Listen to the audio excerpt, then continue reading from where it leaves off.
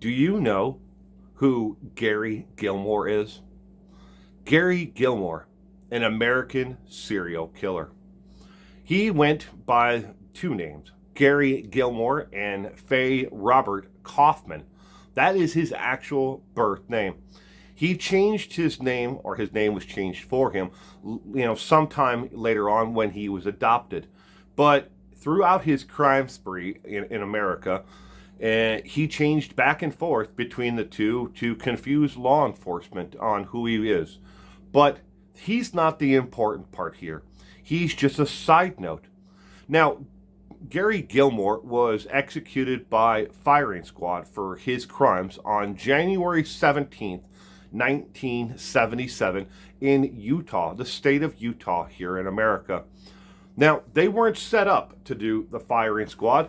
They were set up for the lethal injection, but at that time we had just gotten done with the moratorium on the execution, of inmates here in America.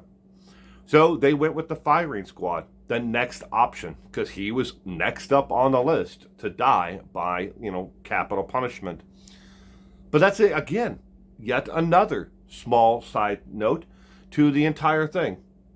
Now, another interesting thing about the firing squad for Gary Gilmore, though, is that 5 law enforcement officers were lined up behind a tarp, like drape, with little slits in it where they could point their rifles through and shoot.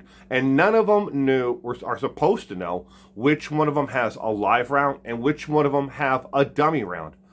But when they came in, the 5 law enforcement officers came in, they picked the first 5 rifles off of the rack, walked over, waited for the announcement to aim, and then fire. The first 5 rifles all had live rounds in it. None of them had blank rounds. The blank rounds were in rifle 6, 7, 8, 9, and 10. So every one of them had a live round and could have been the actual executioner of Gary Gilmore. Again, just another tiny small side, note in the life and death of Gary Gilmore.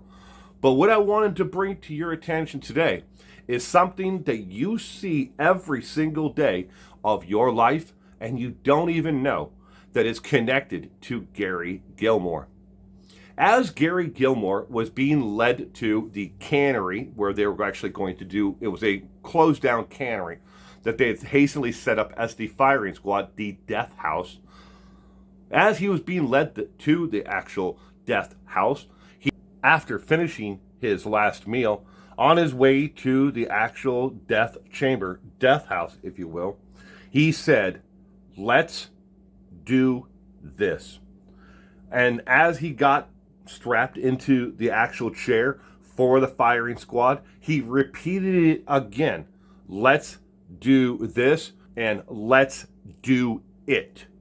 Yes, maybe you've heard "just do it" before. The slogan of the Nike Corporation. Yes, the Nike Athletic Corporation. Now, there's a good reason for that, because later on in after they'd been using that slogan for several years, in an actual interview, Dan Whedon, who was one of the co-founders of Whedon Kennedy Advertising Company, who had a branch office in California and one in Chicago and one in New York, said that he took inspiration from the Gary Gilmore said on his way to the firing squad. And here's one more tiny little side note on the entire saga.